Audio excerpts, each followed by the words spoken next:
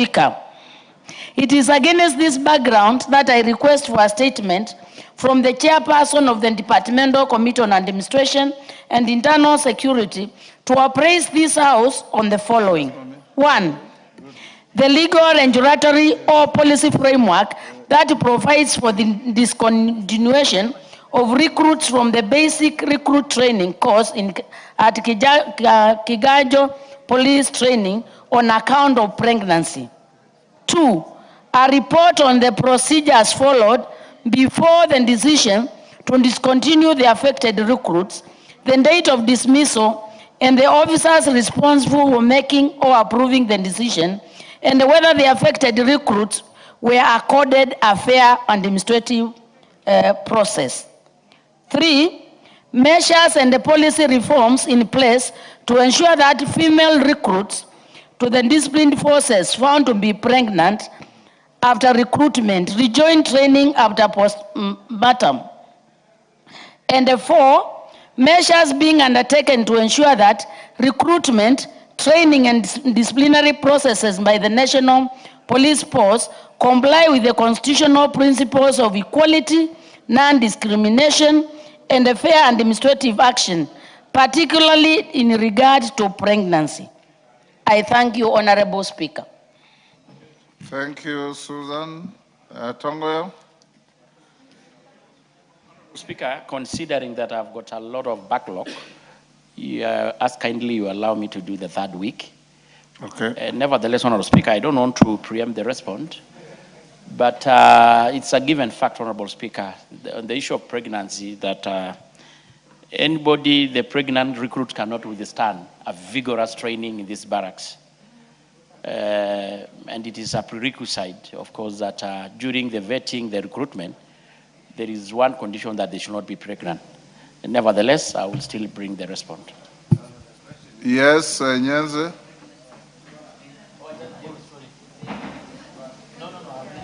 Thank you, Mr. Speaker. I want to enjoy ride on this. The chairman has said actually that they should be vetting before recruitment.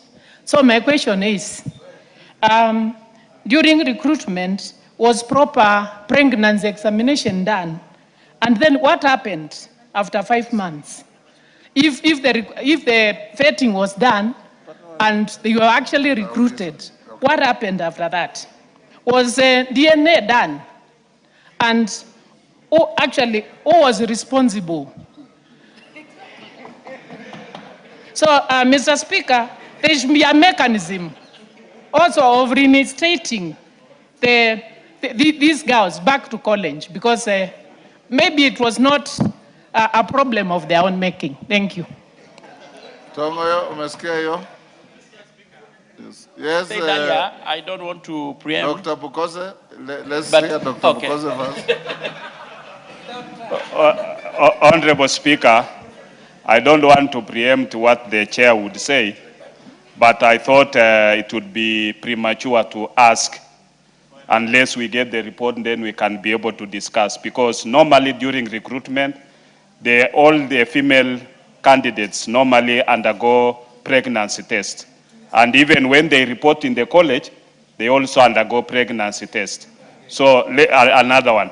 So let's wait for the report to find out whether they were dismissed after the second pregnancy test or what happened. So I think we should not put the chair into answering a preemptive question.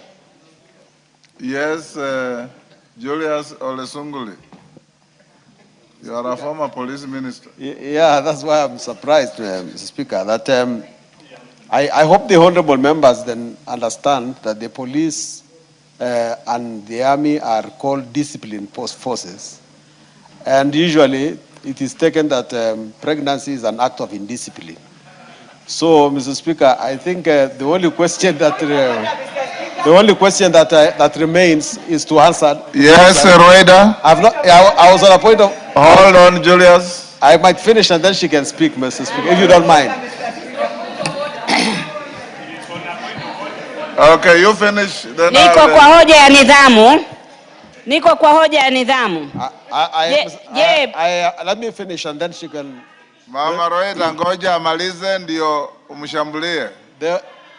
The issue, Mr. Speaker. Julius, take your seat. No. Julius, take your seat. Yes, Mama Roida. Je, mbunge mwenzangu anasema Your mic is not working. kupata. Je, ni haki mbunge mwenzangu kusema kupata mimba ni ukosefu wa adabu? Yeye angezaliwa kama siyo mimba? Naomba sahihi atoe hiyo. Atoe hiyo kabisa. Kuzaliwa, kuzaa nje ya ndoa labda, lakini watu wengi wanazaa ndani ya ndoa na kuzaa ni haki. Na kisha ajue kwamba mwanamke azai peke yake ni watu wawili, mbona wale wengine hawachishwi kazi au hawakosi kazi? Na si ugonjwa. Yes, Elijah. Thank you, Mr. Speaker. Mr. Speaker, I think the most important thing here that is really out of order is that when indeed there are discipline forces.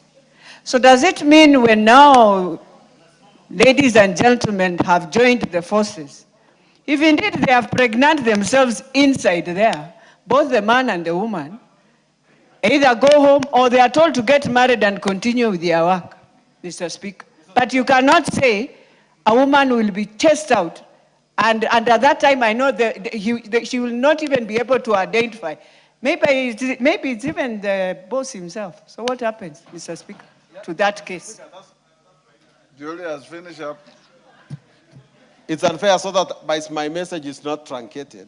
I say that it is part of the rules that is the case. But the question asked by Honorable Nyenze will answer this question, because some of these pregnancies do not happen between the recruits themselves. They happen between the recruits and instructors or some visitors who go there. But once you choose to be pregnant, you can also be recruited as a teacher. Julius. Yes, Elijah. You know, the challenge I'm facing with my senior is that maybe it's because of his culture, of his community. You cannot say a woman chose to be pregnant, Mr. Speaker. No woman chooses. It is a matter of you, a man and a woman, who have decided in God's eyes you want to have a child. So how do I choose? How? What happens if a woman chooses and finds a man to make her pregnant? Mr. Speaker, that man who decides to give his eggs must be responsible, because there's no egg that God gives you to just come and give and let your child wingle in challenges of this life, Mr. Speaker. No, that is wrong.